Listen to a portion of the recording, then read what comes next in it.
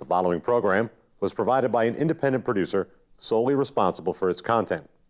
The opinions expressed do not necessarily represent the views of this station, its staff, board of directors, or underwriters.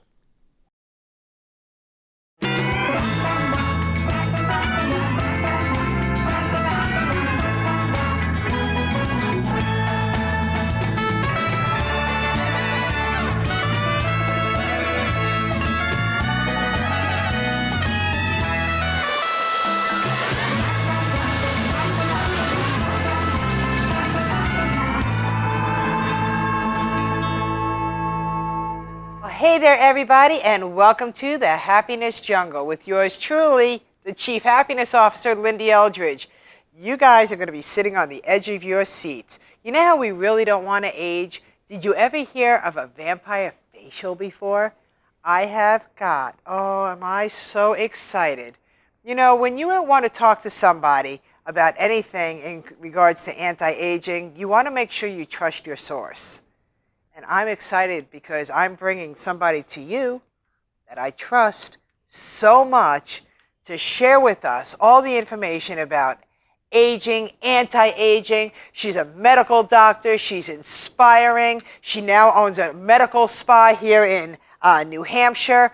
But she's going to share with us something that's called vampire facials, as well as, I'm sure, so much more. Right, Dr. Lisa? Absolutely. Oh, I'm so excited. Everybody, welcome. Dr. Lisa Vuich. Doesn't that just sound exotic in itself?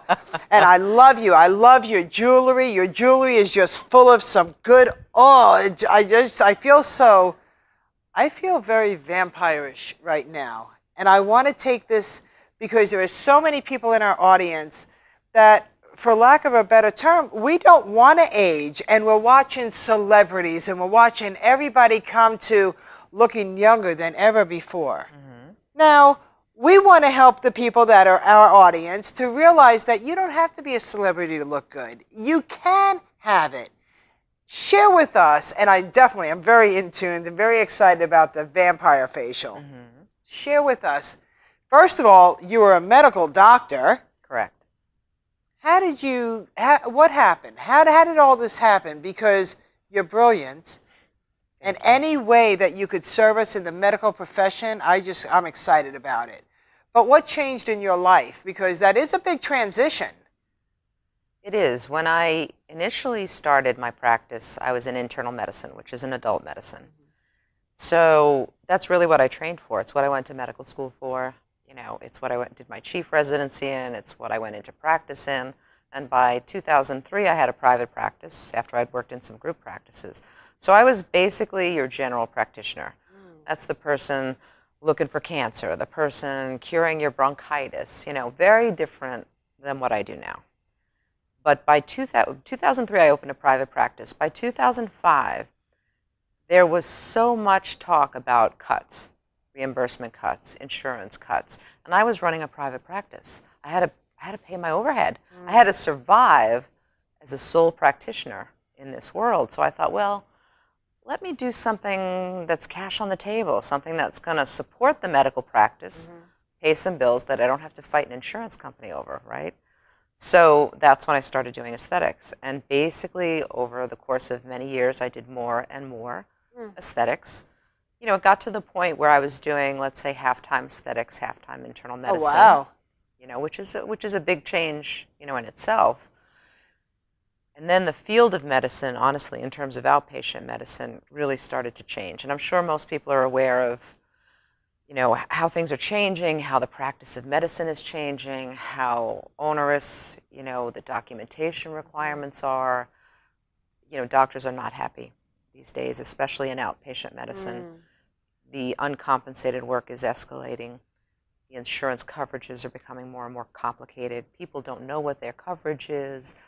Patients are upset. Formularies change every 3 months. I mean, the outpatient practice of medicine started to become something that was not as rewarding to me. I remember growing up, and I'm going to use TV shows, like Marcus Welby, MD, like Medical Center.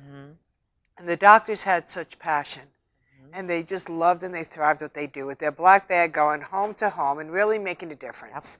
And I know for a fact that everything that you're saying right now, because growing up, I watched the medical profession change, and I watched the care change, and I watched one doctor go now to different specialists.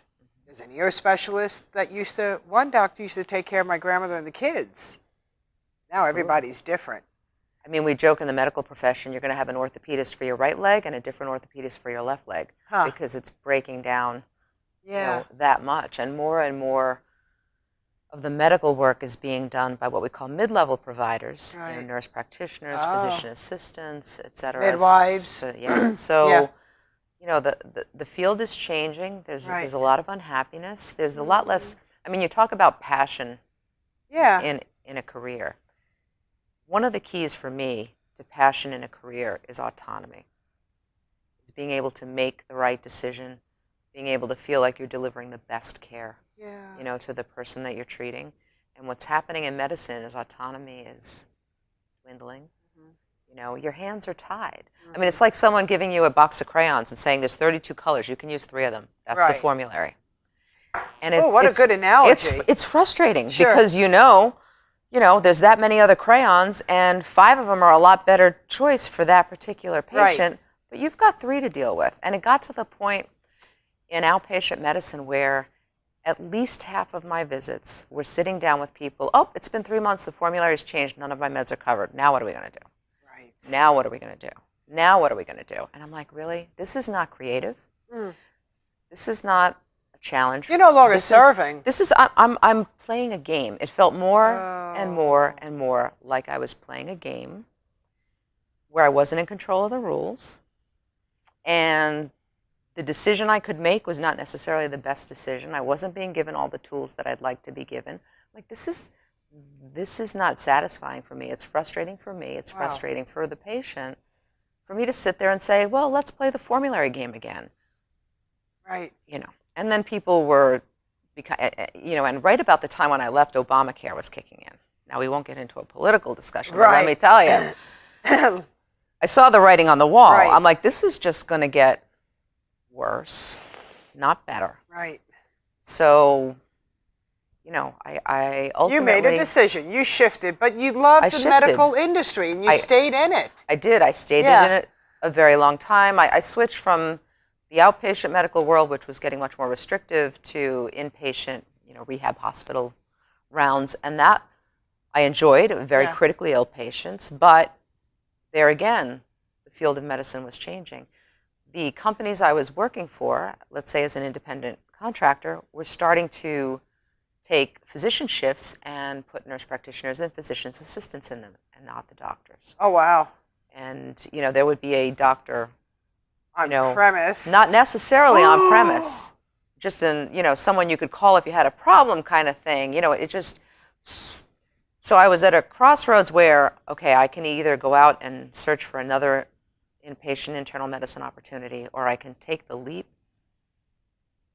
and do what feels like I'm making more of an impact, and do what feels like, I'm enjoying myself, because it was getting to be difficult really to enjoy what I was doing. So it wasn't easy. I mean, it definitely felt like, a big mental pause, because at the time, aesthetics was not paying my salary. And I was going through a nasty divorce. Right. I had a young child at the time. 3-year marriage, 4.5-year divorce. That's what I was in the middle of. And it was brutal. And I was like, I don't know what I'm going to make, but I know this. If I don't completely devote myself to this aesthetics practice, it's never going to be what I want it to be. So I either need to take a plunge or not. The most critical, hardest time of your life, you made it also a professional shift.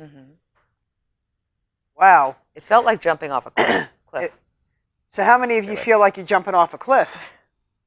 How many of you realize that there are obstacles that you're just going to have to take that leap of faith? If it feels good, do it. That's what you did. That's a wow. That's a wow. You totally left the comfort zone and said no. Absolutely. Left my comfort zone in a big way. It took me weeks to... It was like an identity shock. because I had spent all of my time from the time I was in high school preparing to be a physician thinking, I'm going to be the doctor in the hospital, the one you see on TV, right?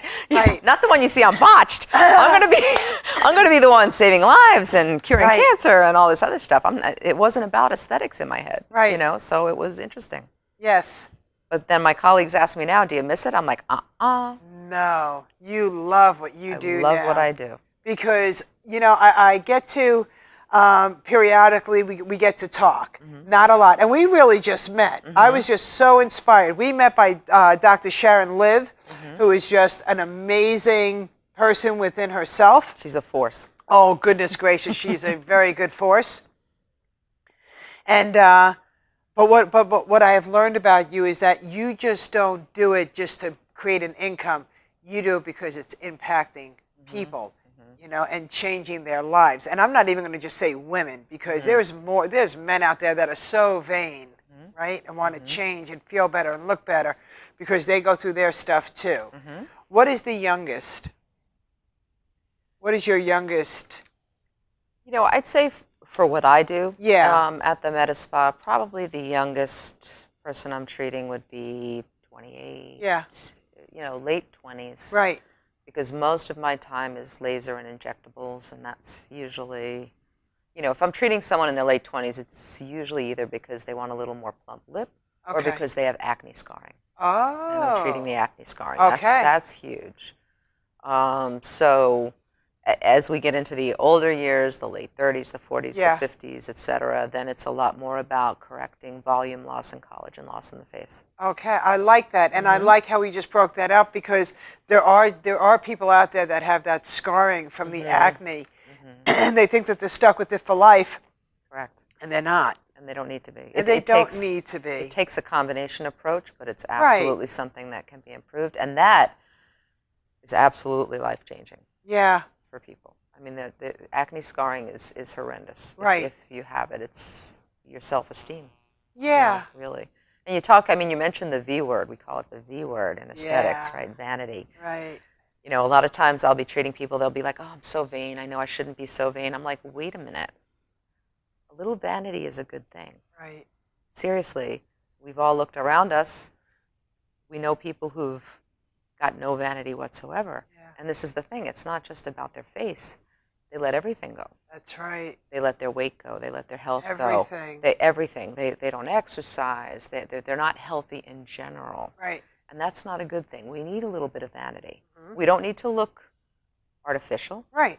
We don't need to look fake. Right. But it's good to care. That's right. Yeah. I love that. I love that you said that, because no matter what's going on the inside, and that's why I share with my audience, you need to wake up and you need to take a shower. That's number one. You need to cleanse that outside so you feel better. It's the same thing as what you do, is you give people the permission to wake up, feel alive, and feel rejuvenated. Correct. And because of the outside shell, the inside shell just takes a whole different personality. Right. You know, and you literally get to witness that. I do, which is most of the fun of what I do. Honestly. And then, so now you found happiness through your profession. You now have, and we got to talk about this because it is crazy. You guys have got to, you have to, you're on YouTube, because I watched your procedure and I said, I've got to know more about the vampire facial, because it just sounds intriguing. How is it possible that we humans have anything to do with vampiring? Share that, and then we'll let everybody know what you're going to be doing. So the vampire procedure, when you use the term vampire in aesthetics, basically what you're talking about is that you are taking growth factor, which you've derived from that person's blood, from a blood draw.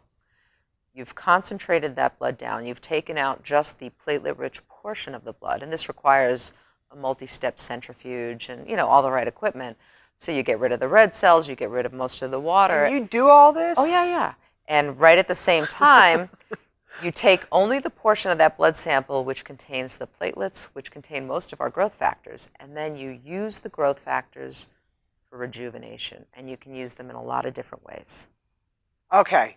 And this, honestly, this is the buzzword for people. People like vampire procedures because to them, it's a lot more of a natural approach because I'm harnessing the power of my own growth factors. It's not someone else's growth factor. It's not a neonatal growth factor. It's just I'm taking what's already in my body and delivering it to a different location in my body to stimulate tissue growth. Wow.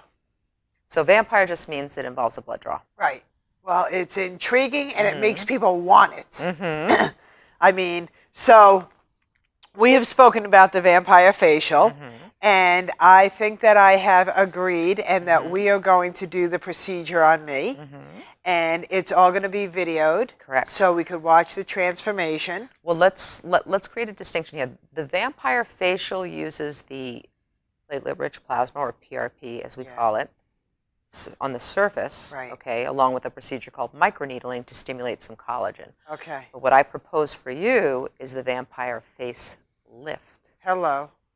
You know, it is very intimidating sitting here with you. I have all these lights. I have, you know, it's like, it's very intimidating. So it's kind of like I want to sit back and I just want to go, okay, if I go here, but I guess I'm excited because I have a professional in front of me that truly cares and wants to make that difference. So, and you're not afraid to use the words that I need to hear. And I like that and I appreciate it. The key is this, and this is the position I operate from. In the Northeast, we don't want to look fake. Right. We don't want to look like stuffed. We don't want to look like we've got sausage lips. We don't want to look like we've got cheeks that enter the room before us, right? Amen. I mean, yeah. But more refreshed. Yes. We want to look, you know, on the outside like we feel on the inside. Yeah. If we could look 10 or 12 years younger, that's good. Right. I don't see people who are 50 and want to look 20. It's not. Exactly. That's not what I do. That's right. What I do is I look at the face like a canvas every time I start. I mark, I look, I think, I plan, you know, and then whether I'm using Botox, filler, platelet-rich plasma, a combination of all three, which is probably what you're getting. We're just looking to turn back the clock a little bit. And then when you look in the mirror, you're like, wow. Why did I reject? Darn it. I'm looking pretty good today. Right. You know, this is, I feel fresh. I look fresh. Yeah.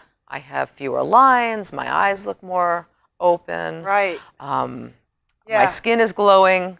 There's no bad to that. That's a no bad. You know. Can we talk about Botox? Because people, they hear Botox and they immediately think it's poison. What are we doing? What we need to be educated. Yeah. Because now, from what I understand, Botox is being used for so many different things. So from something that came from, it's horrible, it's bad, it's why is this mindset changing? What's important to understand about Botox is I could take 3 vials of Botox, mainline them in your arm, and I would maybe make you a little ill. All right. Botox has been used cosmetically since the 1970s. Right? We're using very small doses in the face to relax muscle enough that you don't have that angry 11 or angry 1. Right. To soften fine lines. I'll be vain. You know, the amount of Botox that's injected in the face, really, cosmetically, is not enough to cause a problem distantly in the body. What about all of these horrible experiences that people are having? They have Botox parties and all of these, When you relax muscles you don't want to relax, well, then you have another problem. But it's a localized problem. You can drop eyebrows, you can make the eye look closed, you can do anything. You can overdo anything and you can do anything wrong. Sure. So, you know, the issue with Botox parties is, well, if the Botox party is being done by, you know, experienced professional, it's not necessarily a bad thing. Right. But a lot of the times Botox parties are being done by people who don't have a lot of experience. So they're not going to make somebody sick. It's not going to be anything dangerous. Right. But it may aesthetically be not what you're looking for. Correct. So ultimately, Botox is a purified protein. It's not harmful. It interrupts the connection, the communication, if you will, between nerves and muscles, but you need to be relaxing the right muscle or you're not Yeah. going to get the look you're looking for. When you see or read about complications, difficulty swallowing, I mean, distant complications, you have to understand that Botox is also used in much larger doses in cerebral palsy, you know, in muscular dystrophy.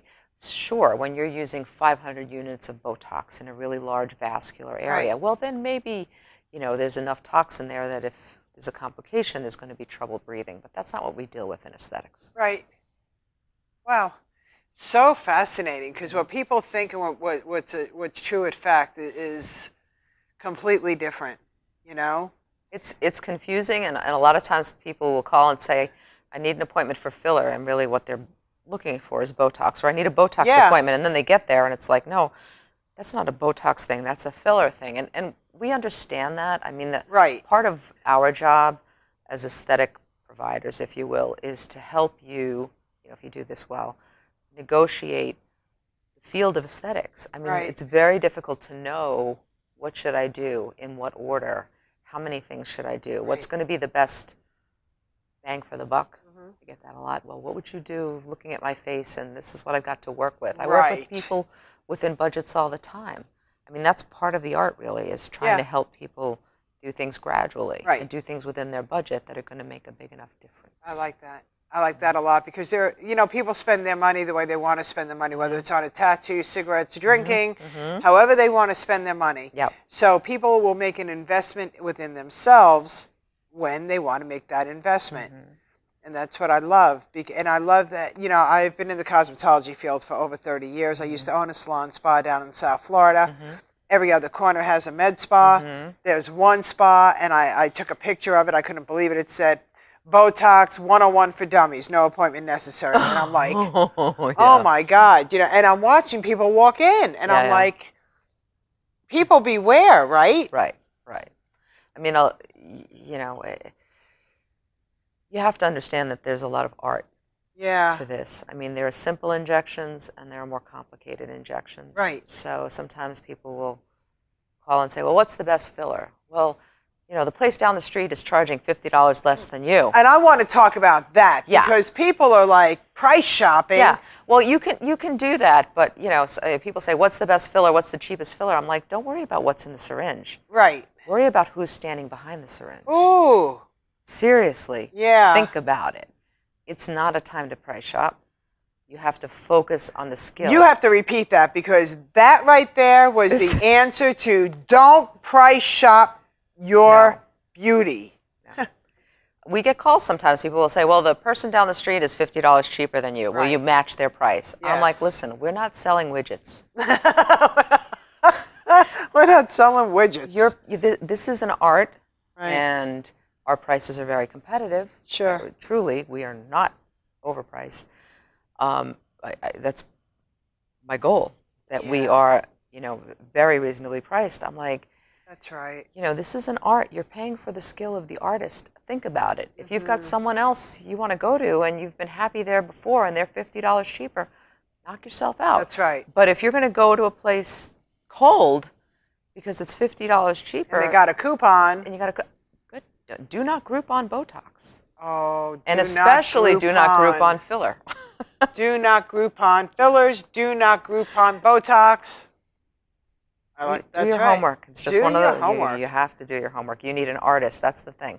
If you're going for aesthetics, you need an artist, and you need a place that does more than one treatment. I see this all the time. People come to me, and they're like, I just spent $3,000 on this other treatment. And I look at them, and I'm like, why? That treatment was never going to get you what you're telling me your goal was.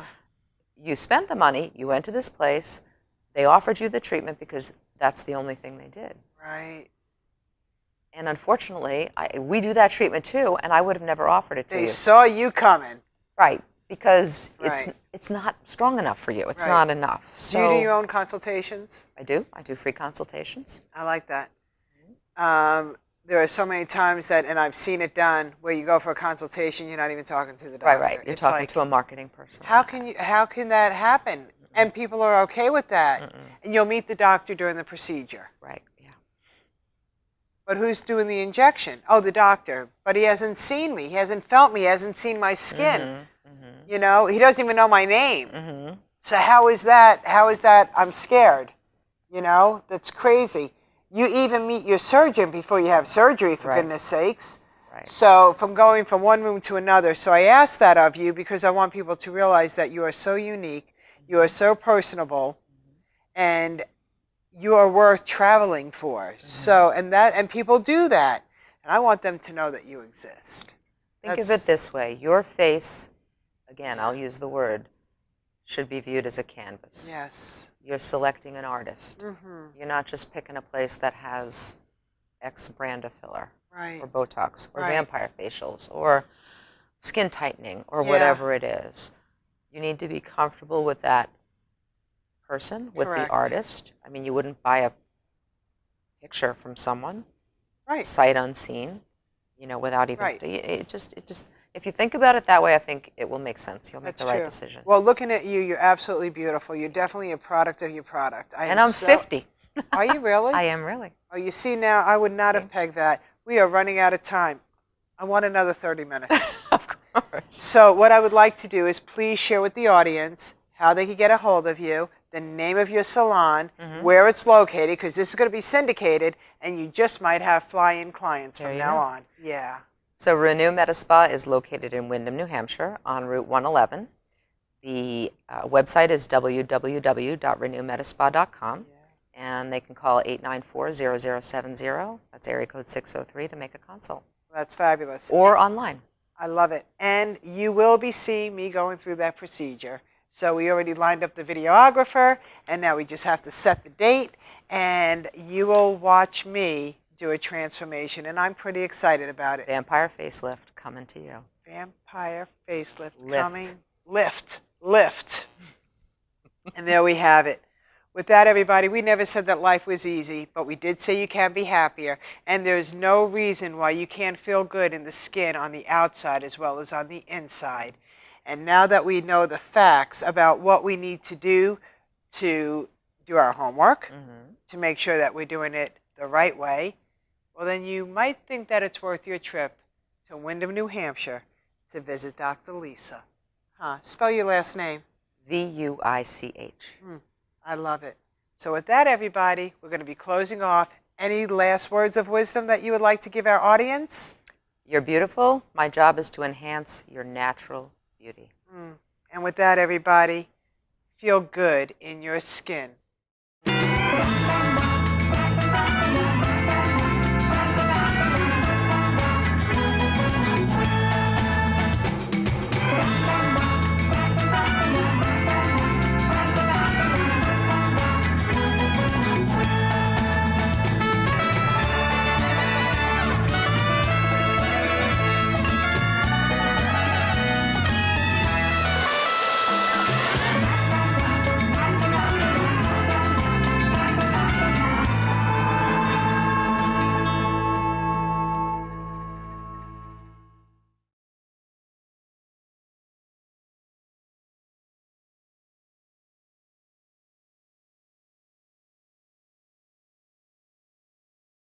The preceding program was provided by an independent producer solely responsible for its content.